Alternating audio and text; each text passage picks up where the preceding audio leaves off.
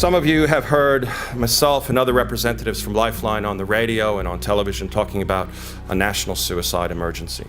Certainly the statistics are sorrowful and harrowing. 3,027 deaths in the last statistical year. That's the highest in the 10 years previous to that. Leading cause of death amongst adult Australians. 75% of those suicides for men, particularly middle-aged men.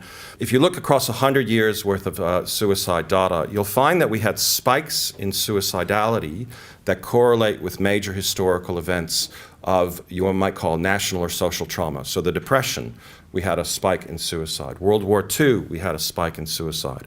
In the early 90s, during the recession that none of us had to have, there was a spike in suicide.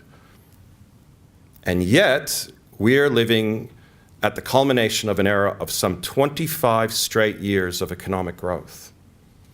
So the spike that we're seeing in suicide at the moment is counter trend, if you will, okay?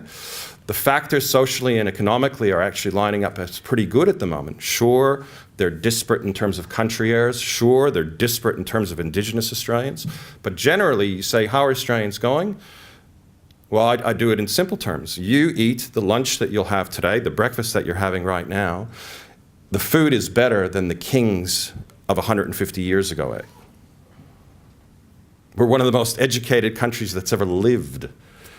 We're one of the most developed societies that's ever existed. And yet in our midst, we have 3,000 of our friends, co-workers, family members who are dying by suicide. It kind of doesn't make sense according to the factors that you would use to line this thing up.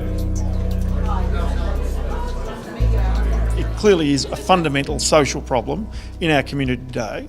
It affects businesses, it affects households, it affects so many individuals. There's not terribly many people in our community who would not have been touched by it in some way, shape or form. Every life is precious, and there's every idea around building stronger communities, whether that's in the workplace, at home, or just generally through sport or other avenues, is a powerful way to keep our people alive. The main message out of today for me is that everyone who runs these businesses do have a connection with people in the community. A lot of us have been touched by suicide, and I think it's about started changing the norms and starting to have the conversation around how we can all be better trained to deal with it. Getting like-minded people like that into the room to solve these problems around mental health and mental illness, in particular suicide, I think is a massive step in the right direction for Australia as a whole. And I'm really looking forward to the next one, because we've identified these issues now, and now we need to just drive that innovation and that change.